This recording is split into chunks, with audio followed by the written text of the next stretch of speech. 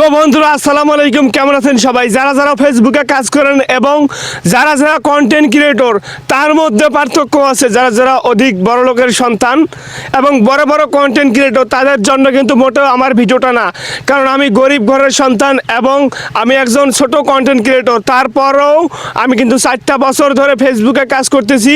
আমার বাস্তব real authentic অভিজ্ঞতা আছে। সেই অভিজ্ঞতা থেকে কিন্তু ভাই আমি কথা বলি। আমার কোনো স্টুডিও সেট আপ নাই, আমার কোনো ব্যাকগ্রাউন্ড নাই, আমার কোনো আইফোন নাই।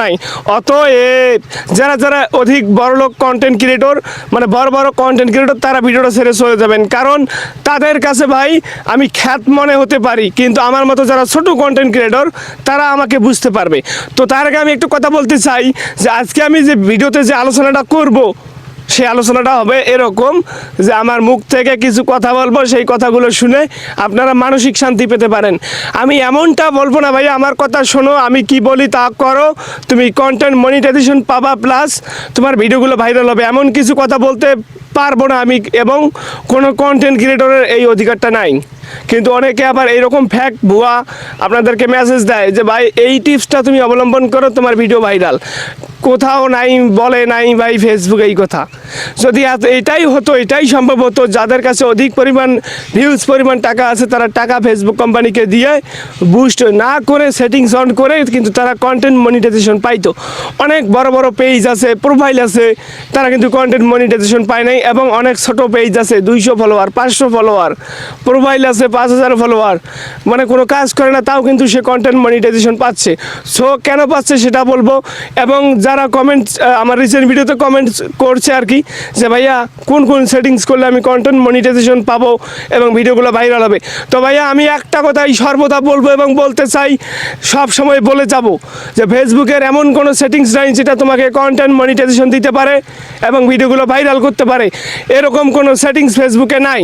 শুধু একটা সেটিংস আছে, সে সেটিংসটা ফেসবুকে না ভাই, তোমার ভিতরে। তোমার নিজেকে সেটিংস করে নিতে হবে। ফেসবুকে সেটিংস করার কোনো প্রয়োজন নাই এবং কোনো সেটিংসও নাই। শুধু একটা সেটিংস আছে, সেটা হচ্ছে তুমি। তোমার নিজেকে সেটিংস করতে হবে। তোমার নিজেকে প্রথম সেটিংস কোনটা জানো? ধৈর্য। যার মধ্যে এক বিন্দু পরিমাণ ধৈর্য নাই, সে ভাই ফেসবুকে কোনোদিন সফল হতে পারিবে না। কারণ ফেসবুকে কাজ করতে গেলে প্রচুর লেভেলে ধৈর্য শক্তি থাকা উচিত। ধৈর্য ছাড়া ফেসবুকে কোনো লাভ নাই ভাইয়া। তোমার যদি ধৈর্য ধারণ না থাকে, তুমি ফেসবুক থেকে চলে যাও। ফেসবুকে থাকার কোনো প্রয়োজন নেই। কারণ ফেসবুকে যদি তোমাকে টিকে থাকতে হয়, তাহলে সর্বোচ্চ ধৈর্য লাগবে ভাইয়া, সর্বোচ্চ ধৈর্য। তুমি যে এখন পর্যন্ত আমার কথাগুলো শুনতেছো, কেন শুনতেছো? কারণ আমার কথাগুলো তোমার ভিতরে সেইভাবে লাগতেছে, সেজন্যই মূলত কিন্তু তুমি আমার কথাগুলো শুনতেছো। যদি আমার কথার মাঝে এমন কিছু না থাকতো তোমাকে ধরে রাখার জন্য, তুমি আমার ভিডিওটা এখন পর্যন্ত দেখতে না, আমার ভিডিও ছেড়ে চলে যেতা। এ ভাই আমি 4টা বছর ধরে আসি, একটা প্রোফাইলে এবং একটা পেজে কন্টেন্ট মনিটাইজেশন সেট আপ পাইছি এবং $100 এখন পর্যন্ত পূরণ করতে পারি নাই। আর তুমি কন্টেন্ট মনিটাইজেশনের পিছনে ছুটতেছো, এই ইউটিউবে সার্চ করতেছো কীভাবে কন্টেন্ট মনিটাইজেশন পাবো, কীভাবে আমার ভিডিওগুলো ভাইরাল হবে, ইউটিউবে সার্চ করতেছো। ভাই কোনো লাভ নাই, আমার ভিডিও দেখেও তোমার কোনো লাভ নেই রে ভাই।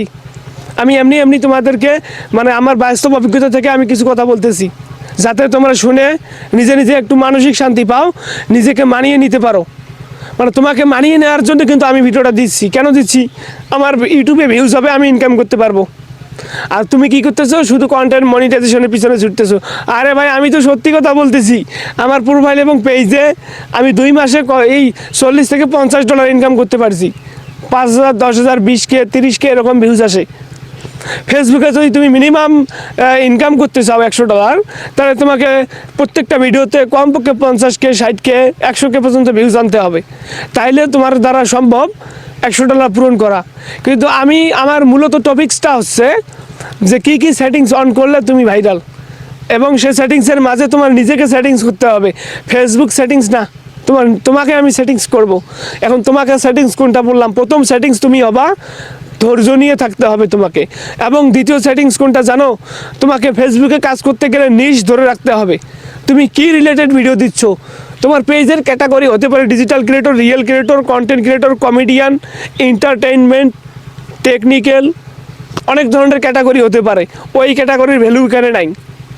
ক্যাটাগরি একটাই চলবে, সেটা হচ্ছে তোমার ব্যক্তিগত ক্যাটাগরি। ফেসবুকের ক্যাটাগরি ওটা কোনো বিষয় না ভাইয়া। ফেসবুকে মানে যেটা খুশি সেটা ক্যাটাগরি থাকুক। কিন্তু তোমার নিজের মধ্যে ক্যাটাগরি ঠিক করে নিতে হবে। তো আপনি কিভাবে আপনি ক্যাটাগরিটা ঠিক করবেন? সাপোজ আমি একটু এক্সাম্পল দেই, তুমি আজকে ঘুরতে গেছো কোথাও, আজকে ঘোরাঘুরির ভিডিও দিলা, কালকে আবার করলা কি কোনো কনসার্ট হইলো, কোনো জায়গায় প্রোগ্রাম হইলো, সে প্রোগ্রামের কয়েকটা মিউজিক ডান্স ভিডিও তোমার পেজ বা প্রোফাইলে আপলোড করলা।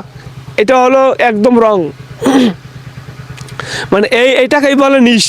তুমি প্রথমে যে ঘোরাঘুরি ভিডিওটা দিলা, সব সময়ের জন্য তোমাকে ঘোরাঘুরির ভিডিও দিতে হবে, তাইলে তোমার নিশটা ঠিক থাকবে। কারণ আজকে যদি তোমার ঘোরাঘুরির ভিডিওতে 1 লাখ ভিউজ আসে, ওই যে 1 লাখ ভিউজ কিন্তু এমনি এমনি আসে নাই। যারা তোমার এই ঘোরাঘুরির ভিডিও মানে ব্লগ টাইপের ভিডিও পছন্দ করে, তারাই কিন্তু তোমার এই ঘোরাঘুরির ভিডিওটা ফেসবুকে দেখছে। এখন কালকে যদি তুমি আবার কোনো কনসার্ট প্রোগ্রামের ভিডিও দাও, কাদের সামনে ওই ভিডিওটা শো করবে? যারা তোমার এই ঘোরাঘুরির ভিডিওটা দেখছে, ওই 1 লাখ মানুষ, ওই 1 লাখ মানুষ যে ঘোরাঘুরির ভিডিওটা দেখছে, কেন দেখছে? কারণ তারা ঘোরাঘুরির ভিডিওগুলো পছন্দ করে। তারা কিন্তু তোমার কনসার্ট প্রোগ্রামের ভিডিও পছন্দ করে না। যখনই তোমার পরবর্তী ভিডিও ওই কনসার্ট প্রোগ্রামের ভিডিওটা তুমি আপলোড করবা, ওই 1 লাখ মানুষের কাছে কিন্তু শো করাবে ফেসবুক ইমপ্রেশনের মাধ্যমে। ওই 1 লাখ মানুষ কিন্তু জীবনে দেখবে না তোমার ওই প্রোগ্রামের ভিডিও। যদি তুমি ওই প্রোগ্রামের ভিডিও না দিয়ে তুমি ওই আবারও ঘোরাঘুরির ভিডিও দাও, ওই 1 লাখ মানুষের মধ্যে কমপক্ষে 50,000 মানুষ আবার দেখবে যে অমুক ম্যানটা কালকে একটা ঘোরাঘুরির ভিডিও দিয়েছিল ঢাকায়, এখন আজকে আবার দিচ্ছে সে চট্টগ্রামে ঘোরাঘুরি করতেছে, কক্সবাজারে। না দেখি কী রকম হচ্ছে ভিডিওটা, তারা কিন্তু ভাই অবশ্যই দেখবে। তো এটাই হলো নিশ। ফেসবুকে এই 2টা জিনিস আপনি ধরে রাখেন, ধৈর্য আর নিশ। এই নিশটা আপনি ধরে রাখেন, আপনি সাকসেস ভাই। অনেকে আছে অনেকভাবে আপনাদের বুঝায়, এ ভাই ওই সেটিংসটা অন করুন, অমুক করুন, তমুক করুন, এগুলো কথায় কান দিবেন না ভাইয়া।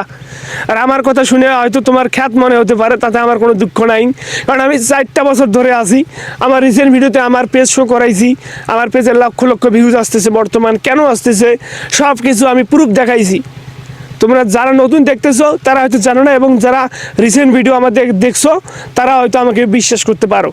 ওকে, আল্লাহ হাফেজ, ভালো থাকবেন, সুস্থ থাকবেন। যেহেতু আপাতত ফেসবুকের কোনো আপডেট নাই, তবে সামনে কিন্তু আপডেট আসতে চলছে। সবাই চ্যানেলটা সাবস্ক্রাইব করে অল নোটিফিকেশনটি অন করে রাখবেন, যাতে সবার আগে ফেসবুকের আপডেটটা পেয়ে আপনি সাকসেস হতে পারেন।